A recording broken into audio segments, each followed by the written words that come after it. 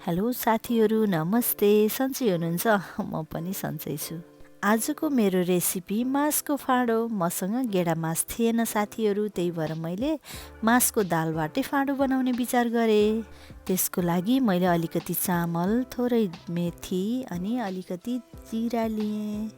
अब ग्यासमा एउटा प्यान बसालेर अब यो सबै चिजहरू भुट्नुपर्छ। सबभन्दा पहिले मैले मास भुट्छु, मासको दाललाई रातो हुने गरी भुट्नुपर्छ। राम्रोसँग भुटिएको मासको फाँडो एकदमै टेस्टी हुन्छ साथीहरू। मास भुटेर रेडी भइसक्यो। मैले एउटा प्लेटमा मास राख्छु र त्यही प्यानमा अघिको चामललाई भुट्छु।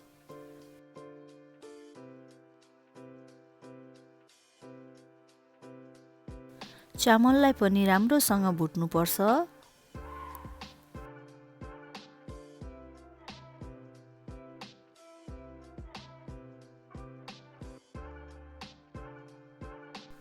चामल पनि भुटिसकेको छ। यसलाई पनि मैले त्यही प्लेटमै खनाउँछु जहाँ मैले पहिला मास भुटेर खनाएको थिएँ। अब यही प्यानमा मेथी र जिरा पनि भुट्नुपर्छ। मैले पहिला मेथी भुट्छु किनभने मेथीलाई अलिकति धेरै टाइम लाग्छ जिरालाई भन्दा। जिरा उतिखेर भुटिहाल्छ र छिटै डढ्छ पनि, त्यही भएर मैले लास्टमा जिरा राख्छु।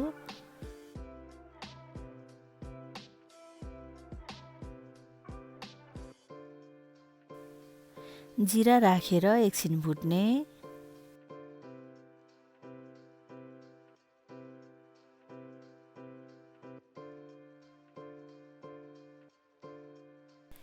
अब जिरा र मेथीलाई पनि त्यही प्लेटमा राख्ने र यसलाई एकछिन सेलाउन दिनुपर्छ। सेलाएपछि हामीले यसलाई पिस्छौँ। हामीले भुटेको मास र चामल सेलाउँदै गर्छ त्यतिन्जेल हामी लसुन र अदुवा कुट्छौँ। मैले यसलाई मसिनो गरेर कुटेको छैन, रफली कुटेको छु। त्यसपछि एउटा सानो प्याज काट्ने। यतिन्जेल हाम्रो मास र चामल पनि सेलाइसकेको छ। अब हामी यसलाई मिक्सरमा पिस्छौँ। फाँडो बनाउँदा मोटो भन्दा मसिनो पिठो बनाएको नै राम्रो हुन्छ। हाम्रो फाँडो रेडी भइसके जस्तो छ, हेरौँ है। यतिको मसिनो भइसकेपछि यो पकाउनको लागि रेडी भयो। अब मैले एउटा बाउलमा 2 चम्मच फाँडो लिएर त्यसलाई घोल बनाउँछु। अब फाँडो बनाऊ है त साथीहरू। एउटा कराईमा घिउ राख्ने। फाँडो बनाउँदा जहिले पनि घिउमा बनाउनु पर्छ। मैले 1 चम्मच घिउ लिएको छु। घिउ तातिसक्यो भने हामीले अब यसमा जिरा फुराउनु पर्छ।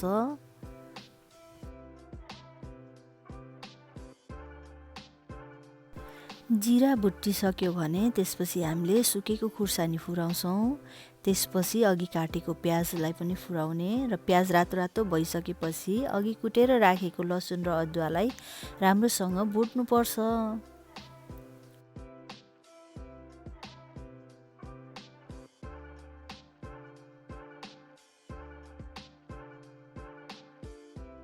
लसुन र अदुवा राम्रोसँग भुटिसकेपछि अब हामीले हाफ चम्मच हल्दी राख्छौँ। त्यसपछि अघि हामीले बनाएको फाँडोको घोललाई राखिदिने। यसलाई चलाइराख्नुपर्छ नत्र यो जम्छ। यसमा तुरुन्तै अर्को पानी एड गर्नुपर्छ नत्र यो डल्ला पर्छ। पानी राखिसकेपछि पनि यसलाई चलाइराख्नुपर्छ। त्यसपछि हामी यसमा स्वादअनुसार नुन राख्छौँ। हामीले यसमा थप एक्स्ट्रा मसला केही पनि राख्नु पर्दैन। जिरा पहिला नै फाँडोमा भुटेर पिसिसकेको छ। अब यो राम्ररी पाकेर उम्लेपछि रेडी भयो। अब म ढेँडो बनाउँदैछु साथीहरू। अघि फाँडो बनाएकै कराईमा मैले त्यसलाई पखालेर ढेँडो बनाउँदैछु। पानी अलिअलि तात्न थाल्यो भने त्यसमा 1 चम्मच घिउ राखिदिने।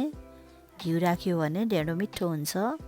पानी उम्ल्यो भने पिठो राखेर ढेँडोलाई मस्काउनु पर्छ। ढेँडो चलाउनेलाई साथीहरू मस्काउने भन्छन् र मैले ढेँडो मस्काउन यो काठको पन्युम बनाएको छु।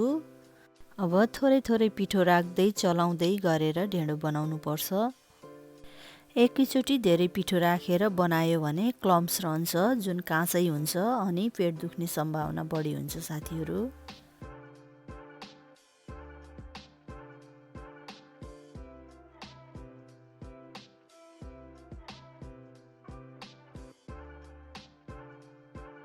ढेँडो बनाउँदाखेरि मेन ध्यान दिनुपर्ने कुरा नै त्यो क्लम्स नरहोस् भनेर मजासँग चलाउने हो।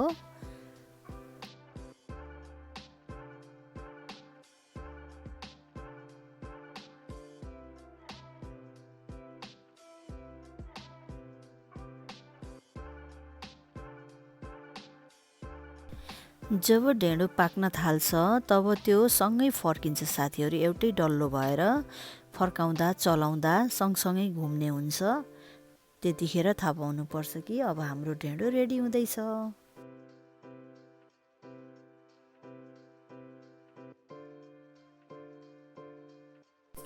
अब यो रेडी भइसक्यो। अब मैले यसलाई सर्भ गर्दैछु। ढेँडो घिउसँग खाँदा साह्रै मिठो हुन्छ साथीहरू, त्यही भएर मैले यहाँ 1 चम्मच घिउ पनि लिएको छु। तातो ढेँडोमा राख्दाखेरि जमेको घिउ पनि पग्लिन्छ। अब आजको मेरो रेसिपी ढेँडो र फाँडो तयार भइसकेको छ। साथीहरू, घरमा तरकारी नहुँदा, हतार हुँदा झटपटमा खानलाई यो एकदमै मिठो हुन्छ फाँडो। र जाडोमा त झन् यसको कुरै नगर्नुहोस्। जाडोमा ढेँडो र फाँडो खानुको मजै छुट्टै छ। अब म तातै ट्राई गर्छु है त साथीहरू।